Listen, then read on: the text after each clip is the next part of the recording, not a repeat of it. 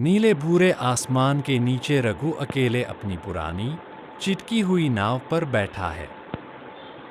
उसका पेट पीठ से लग गया है। हे समंदर मैया, 4 दिन से खाली हाथ लौट रहा हूं। घर में सिर्फ सूखी रोटी और वो भी खत्म हो गई। घर में चूल्हा भी नहीं जला। अम्मा की दवाइयां खत्म हो गईं। आज कुछ दे दो। आज क्या फिर खाली हाथ जाना पड़ेगा, नहीं तो नाव भी बेचनी पड़ेगी। वह जाल डालता है। चारों ओर लहरों की आवाज। पहले 2 बार जाल खींचता है। दोनों बार से कुछ हाथ नहीं लगता। फिर तीसरी बार कुछ भारी फंसता है।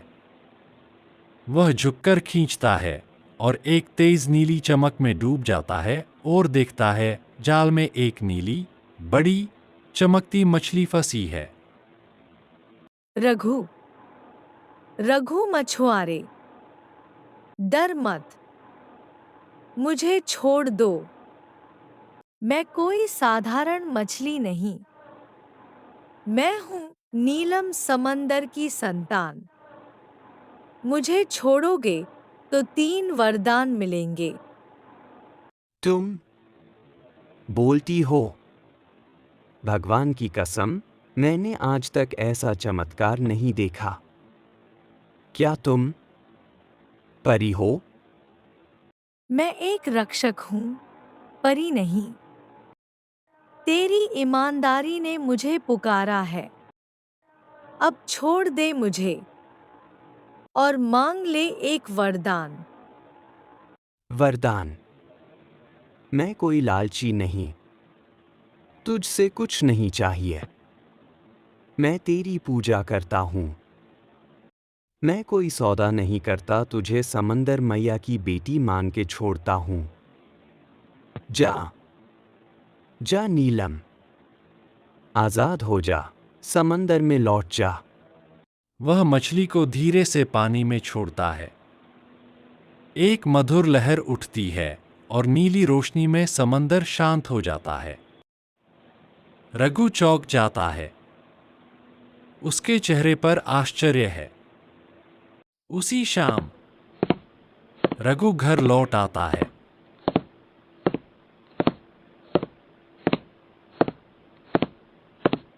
आ गया बेटा। हाँ माँ। आज कुछ मिला कि नहीं? नहीं माँ, आज भी कुछ हाथ नहीं आया। रघु थैला खोलता है और चौंक जाता है। वहां एक टोकरी में चावल, दाल, नमक, मिठाई और एक छोटी थैली में दवाइयाँ रखी हैं। ये सब कहाँ से आया रे, रघु? शायद समंदर मैया ने भेजा, अम्मा। शायद मेरे दिल की आवाज़ सुन ली उन्होंने। वह सारी बात बताता है और सब चौंक जाते हैं। ये तेरी अच्छाई ही है जिसका फल तुझे आज मिला है। अगली सुबह रघु के घर के बाहर गांव वाले जमा हैं। उसके आंगन में चावल, दाल, मिठाई, सूती कपड़े और एक नई मछली पकड़ने की जाल पड़ा है। गांव वालों की भीड़ है। बच्चे मिठाई खा रहे हैं। महिलाएं फुसफुसा रही हैं।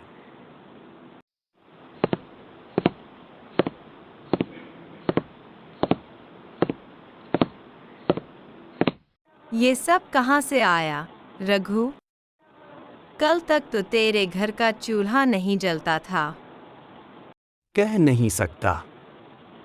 शायद समंदर मैया ने भेजा। पर कुछ मत पूछो भाइयों। रघु गांव में मिठाई बांट रहा होता है। भीड़ में से एक गूंगी महिला हाथ जोड़कर उसे धन्यवाद कहती है। शायद उसे भी रघु ने खाना दे दिया हो। इतने में आवाज आती है। भारी बूटों की धड़धड़ाहट के साथ जमींदार गजोधर सिंह आता है। बड़ा पेट, आंखों में लालच। अबे रघु, इतनी दौलत कहाँ से आई? चोरी की है क्या? बता, वरना तेरी नाव जब्त कर लूंगा। नहीं मालिक, मैंने कुछ नहीं चुराया।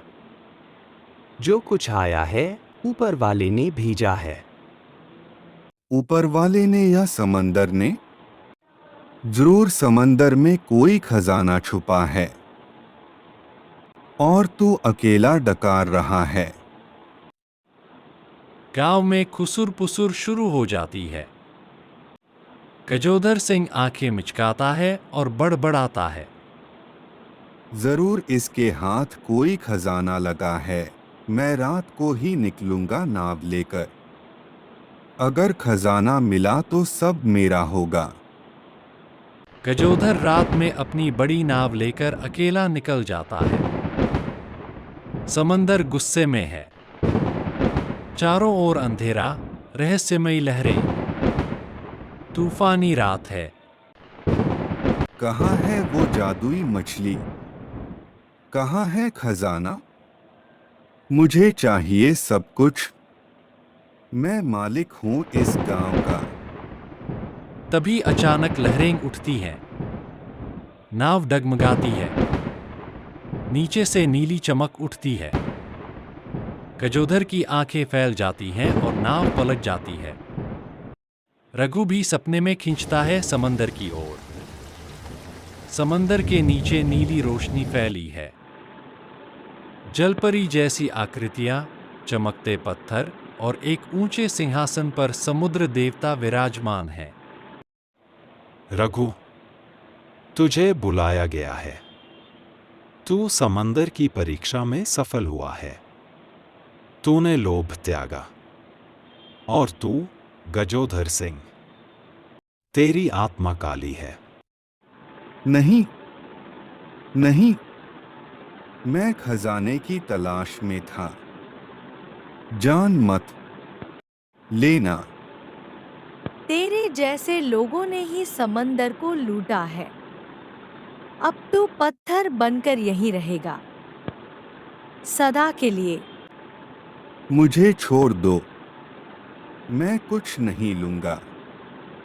मुझे माफ कर दो। मैंने लालच में सब गवा दिया। गजोधर सिंह चिल्लाता है, लेकिन देखते ही देखते वह एक सीप के आकार का पत्थर बन जाता है। समुद्र देवता रघु की ओर देखते हैं। बोल रघु, तेरा दूसरा वरदान क्या होगा? मुझे कुछ नहीं चाहिए प्रभु। बस इतना हो कि मेरे गांव में कोई भूखा न सोए। सबके घरों में चूल्हा जले। तू ही असली राजा है रघु। तीसरा वरदान बिना मांगे मिलेगा। जब तेरे वंशज संकट में होंगे, समंदर उनका रक्षक बनेगा। अचानक तेज रोशनी होती है। रघु जागता है। वह वापस अपनी नाव पर काम करता है। पर अब उसके पास नई जाल, बेहतर नाव और आंखों में आत्मविश्वास है। अब गांव के हर घर में अनाज है, पानी है, बच्चों के लिए पाठशाला खुली है। सभी मिलकर नाव बनाते हैं। रघु अब नेता की तरह नहीं, एक साथी की तरह काम करता है। बच्चों, याद रखना, असली जादू किसी चमक में नहीं होता, होता है सच्चाई में।